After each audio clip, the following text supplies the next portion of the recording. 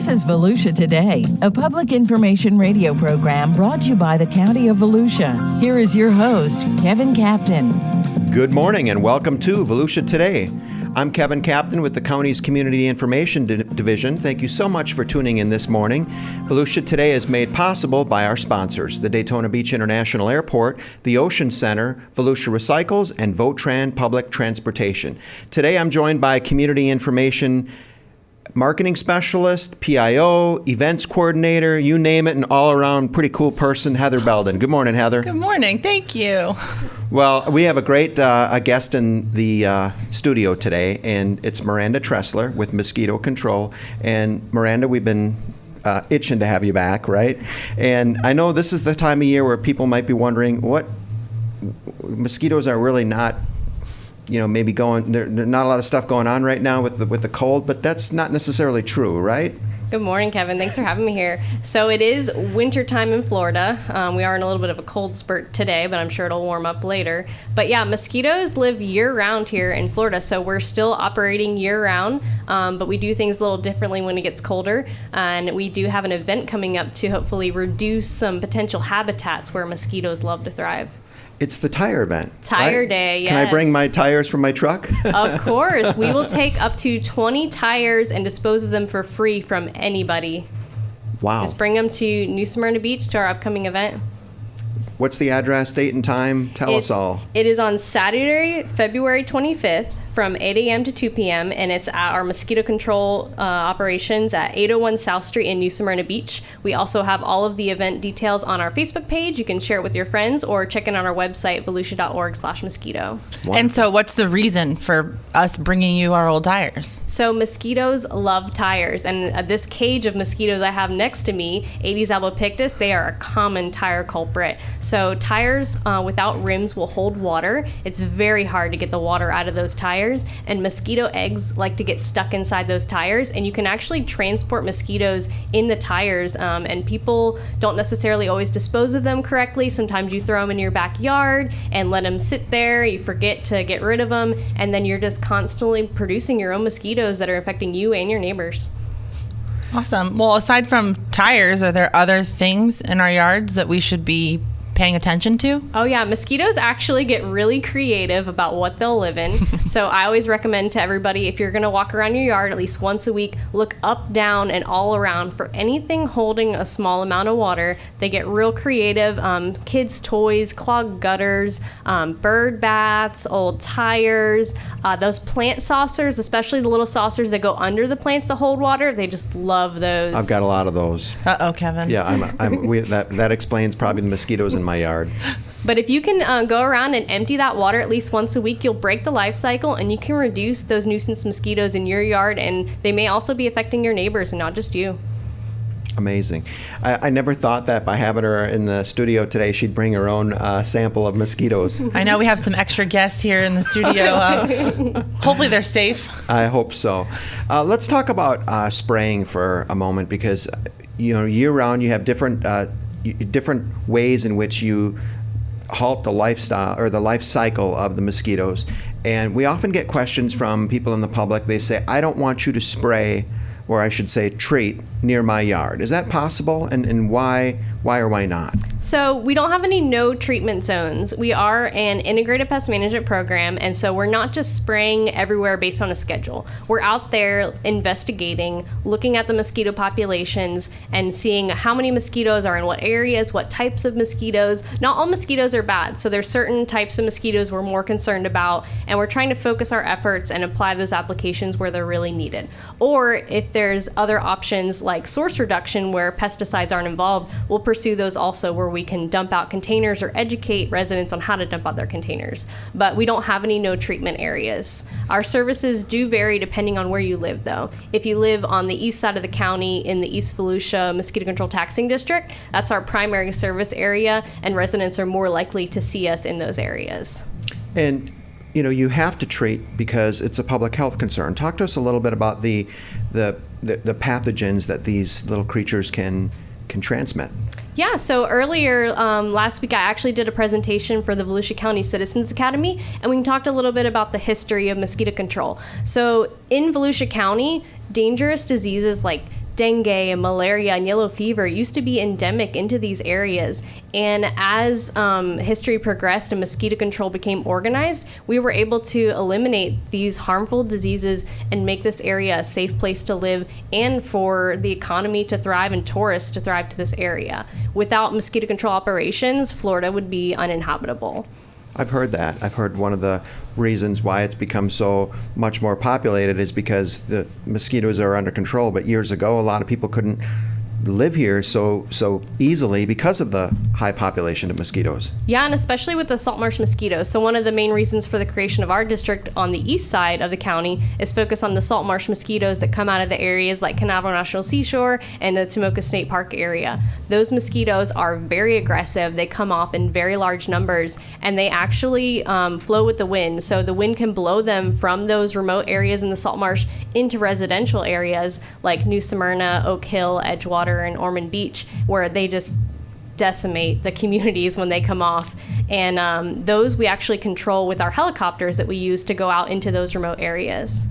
Now, you mentioned before that the treatment that you all are doing is not just willy-nilly. You're doing special research and things like that. I was lucky enough to go to Mosquito Control's facility and kind of dive into the different labs they have, and it's fascinating how much research they are doing day in and day out to make sure that we're getting the treatment that we need. Can you go into a little bit about some of the different treatment things that you're doing out in the field or things that you're doing back at Mosquito Control to kind of bring to the community to control mosquitoes? Yeah, so we do a lot of work on planning where those treatments are going to be, right? And then we're also making sure that our equipment is set up appropriate for those applications. We have to annually service all of our equipment and calibrate it and make sure that the treatments are actually being applied to the correct size of a mosquito. So those spray trucks that you see going out at night that have that cloud behind them will actually use a probe that connects to a laptop. It'll measure the droplets that are coming out of it, and we make sure that they're the right size according to the product label directions.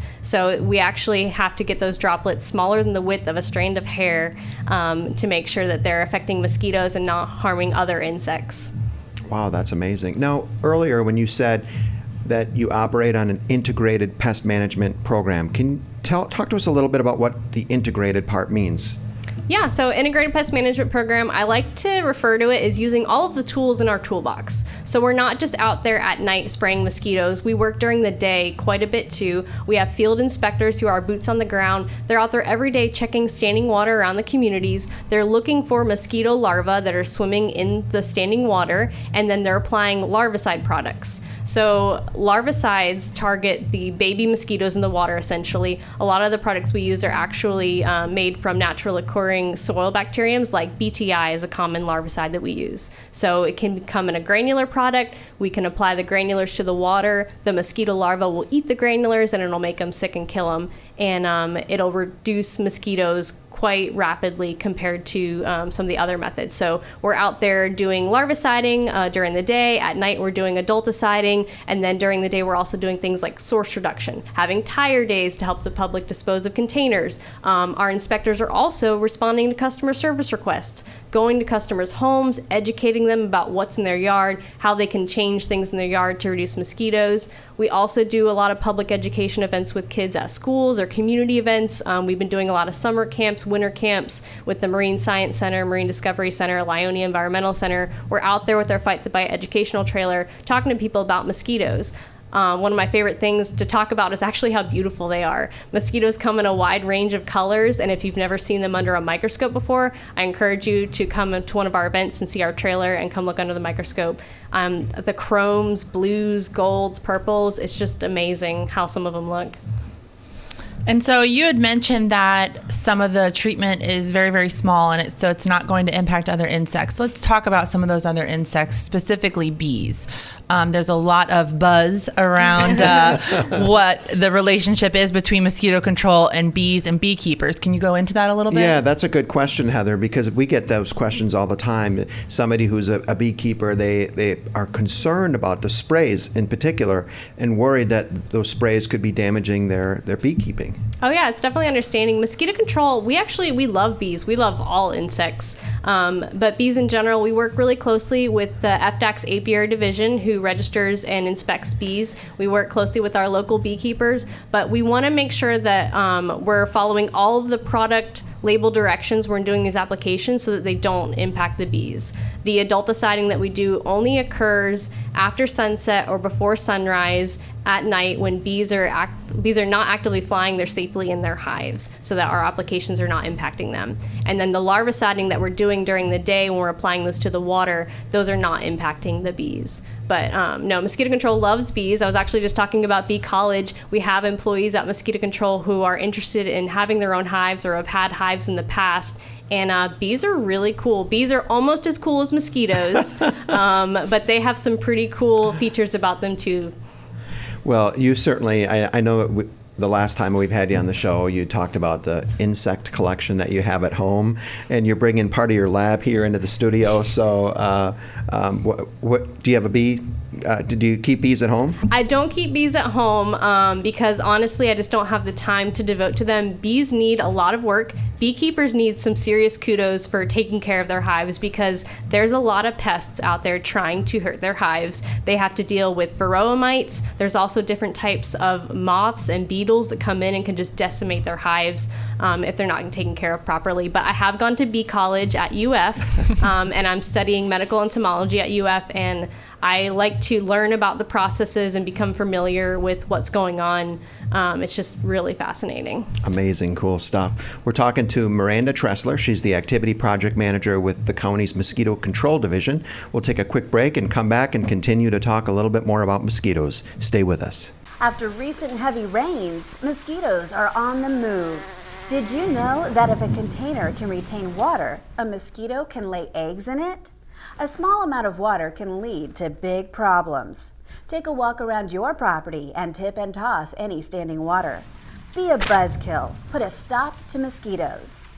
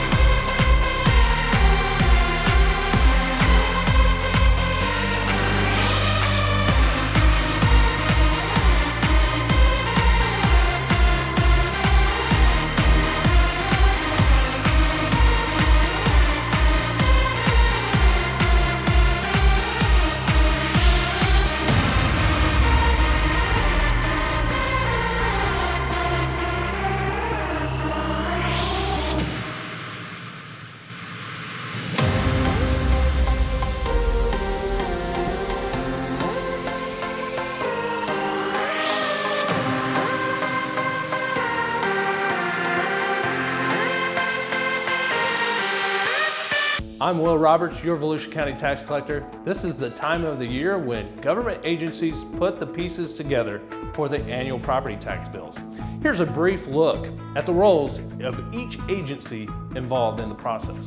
Once the property appraiser has provided the taxable value of the properties to the taxing authorities, those authorities look at their budgets and determine the tax rate that's needed to fund their budget. On your tax bill, the tax rate is called millage. The millage for each authority is listed in the first column of the numbers on the tax bill. Once the millage rates are established, the property appraiser applies those rates to the taxable value of the property. The taxable value is the assessed value minus any exemptions that have been applied.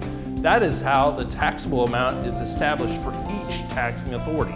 Once the taxable amounts have been finalized, the property appraiser sends all that information to the tax collector. The tax collector creates the bills, mails them to the property owners, and then collects the taxes.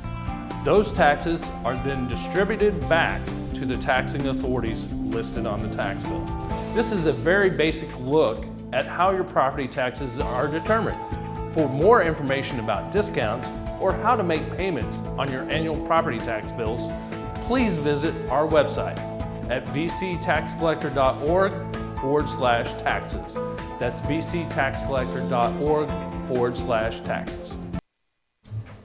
All right, we're back. I'm Heather Belden along with Kevin Captain, and you're listening to Volusia Today, a public information program brought to you by the County of Volusia.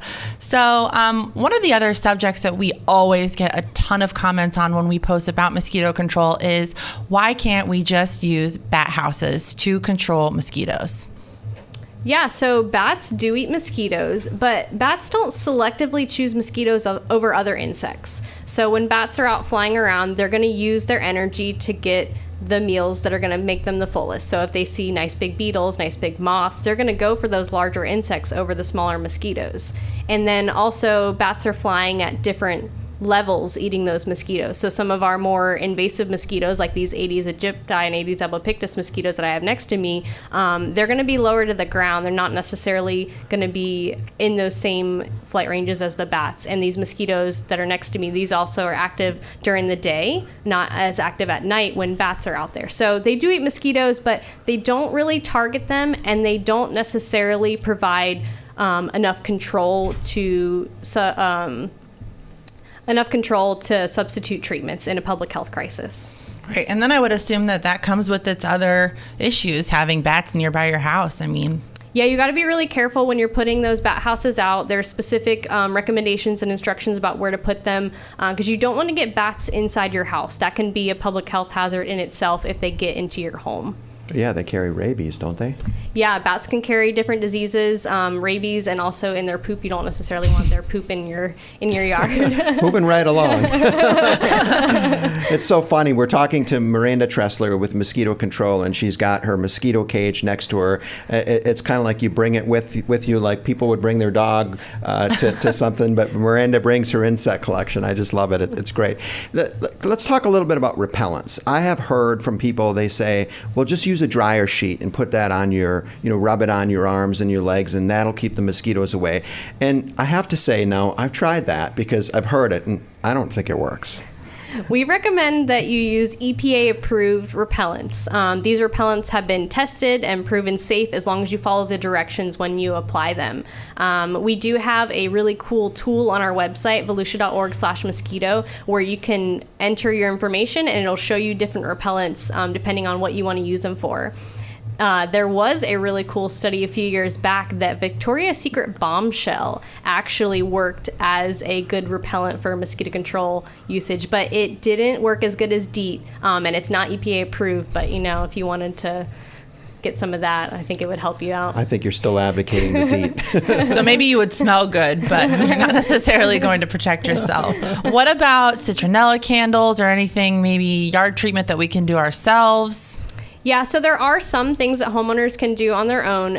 If you're going to use any of these products, we really want you to use EPA-approved products and make sure you're following those label directions. If you're following the directions, that's the best way to make sure that what you're going to do is going to work, and it's also going to keep you safe when you're doing those applications. I think my trick is just to stay inside.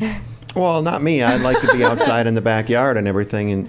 And let's just go back real quick on the public health concern part real quick. Because, okay, a resident can't get their house or their street off the list of being treated. And then you talked earlier about that being a public health concern. How do you perform surveillance in certain areas in the county where you mentioned the diseases like chikungunya and dengue fever, yellow fever, all those others? When you monitor those, what are the steps that you take from a public health concern, and what does that process look like for monitoring? Because it's my understanding it's pretty intensive. Yeah, so we work really closely with the Department of Health. Department of Health provides us information on where different human diseases or different animal diseases are taking place so that we can respond.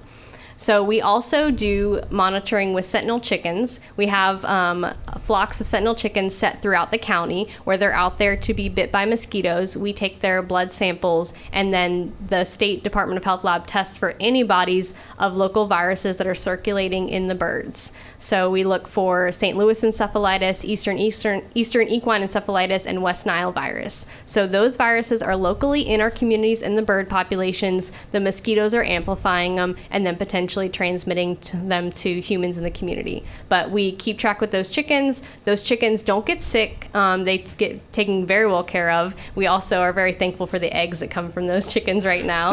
And that information is all reported to the state, and then we actually can view a statewide summary from the Department of Health where we can see what's going on in the different communities all over the state from different mosquito control districts, and we can see if our neighboring areas are having issues with different viruses, or if we're seeing some trends.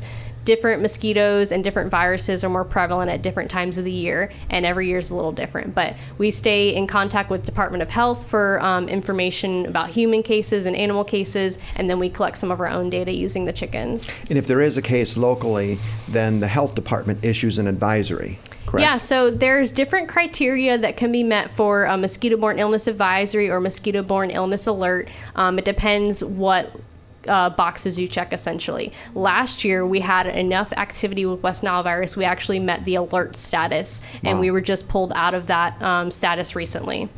So, and that's an important point when we're talking about treatment and the integrated pest management system that you do, because we've got to be able to keep those numbers down. Lord knows nobody wants to get sick with West Nile or any of the other difficult pronunciations that you had earlier. Yeah, it's really important for a public health standpoint for our residents and also for the tourists that want to come to this area.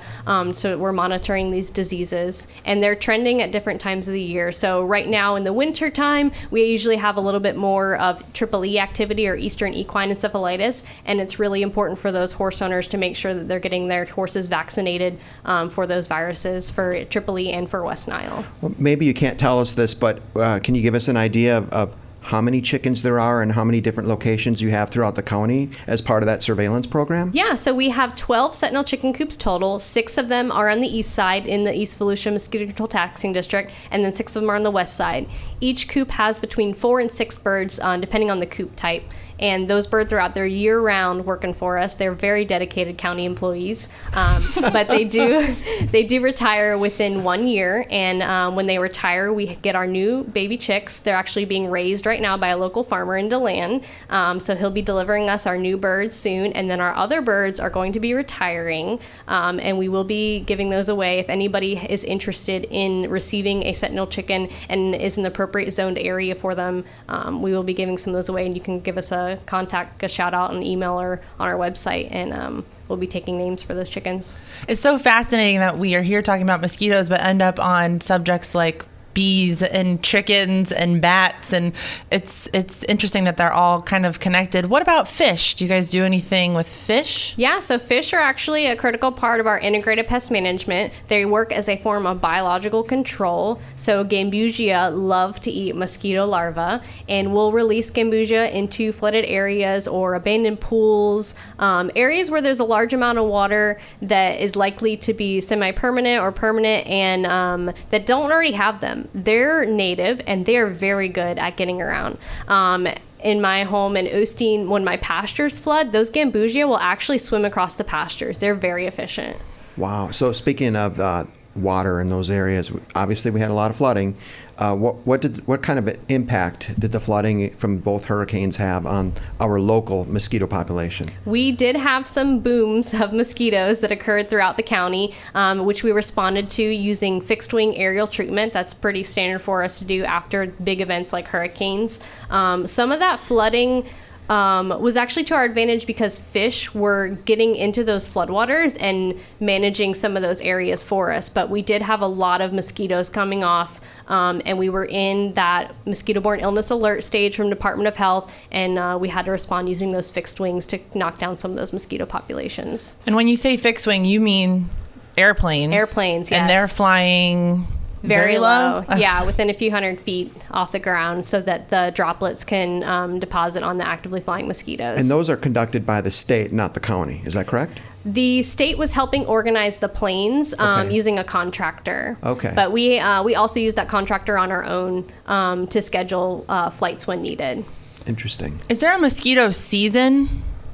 Yeah, so we have a mosquito season here. It usually starts in the summer, late summer into fall. It just depends when the rains start. So I've been at mosquito control almost 10 years now, and every year is different as far as when it starts and when it ends. Sometimes it never ends and you go right through the winter and you keep going. But yeah, it's just very seasonal depending on the rains, and then depending on if we're getting those hurricanes, we'll keep it lively into the winter for us.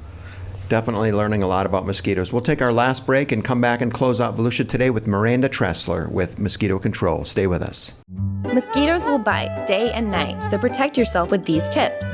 Keep mosquitoes outside by shutting doors and covering windows with screens. Use EPA-approved insect repellents anytime you're outdoors. Cover your skin with long sleeves and pants. Mosquitoes lay their eggs in water. Just a bottle cap of water is all they need. So drain, refresh, or cover anything around buildings that can hold water at least weekly, and put away outside items that aren't being used. A message from the Florida Department of Health. Subscribe to the Volusia County YouTube channel. Let's go! There are so many great places to explore. And things to learn. We have countless features showcasing history, nature, wildlife, and recreation. Subscribe and hit the bell icon. Go ahead, subscribe. But that's not it. There's more. Subscribe and hit the bell icon and fully explore. Score!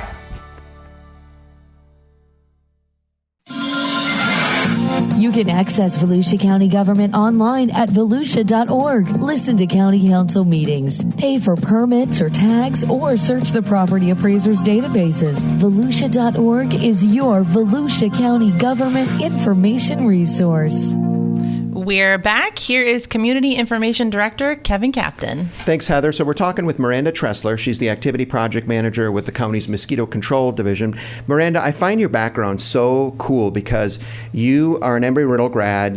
I think you're a complete math genius and have a degree in math and engineering. And here you're at the county, and you're basically, you know everything about mosquitoes and then some, and you're also at the forefront of even more and more surveillance. How did you get into this? So I actually fell into mosquito control by accident, and that's honestly how a lot of people fall into this industry. But when I was going to Embry-Riddle, I started as an intern at Volusia County Mosquito Control, and then I never left and started full-time after I graduated. But our internship program really offers a great opportunity for local students to get experience in a government association, and then also in an integrated pest management program where we expose you to all aspects of the science that we're dealing with. So we're always looking for interns who want to come and work with us and get that experience. Where can people find more information about it? We have our intern posting open continuous on the volusia.org website. If you go to the career opportunities and look at the jobs, you should see it posted. You can also contact us directly if you have any interest in pursuing an internship with us. How can residents also just find out more information, submit a request, learn about treatment? Yeah, so our website, volusia.org/mosquito, there is an online request form, so you can actually submit requests for service without even calling us or having to talk to us, but we do have a phone available if you would like to talk to us or phone in your request, 386-424-2920, and you call us if you have a problem or submit a request online if you have a problem. We'll send our inspectors out and they'll investigate it and try to figure out what's going on and what's the best way to handle it. That happened. My neighbors did that, and one of your colleagues came out and they walked around the yard and they noticed all these, I think, vermiliads. Vermiliads. And they're just filled with larvae. Oh, bromeliads. I can't stand when I see them. We were actually just out, we're doing an aquatic weed survey with Bethune-Cookman University. So we were out in New Smyrna investigating some stormwater areas, and we saw some bromeliads that somebody had put in pots on the edge of the woods, and just like instantly, just my heart. Those bromeliads, they have those little leaflets that hold water in all of the different sections, and mosquito larvae just love them. And there's actually a specific type of mosquito that'll only live in bromeliads. What kind is that? Wyamaya. They're really cool. The larvae are actually see-through. They look like little ghosts.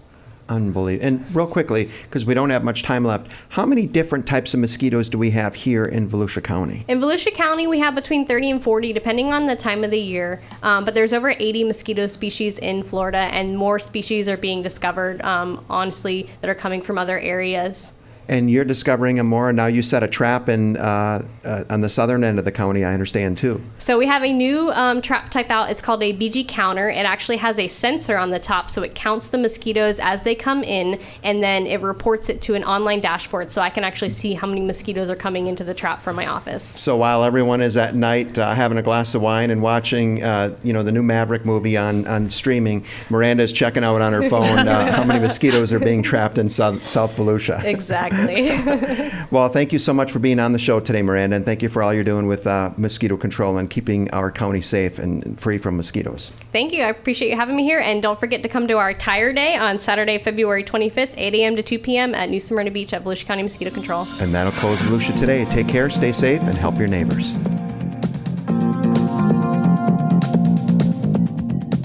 If you have a comment about Volusia Today, or if there is a topic you would like to hear featured, please contact Volusia County Community Information at 1-866-345-0345.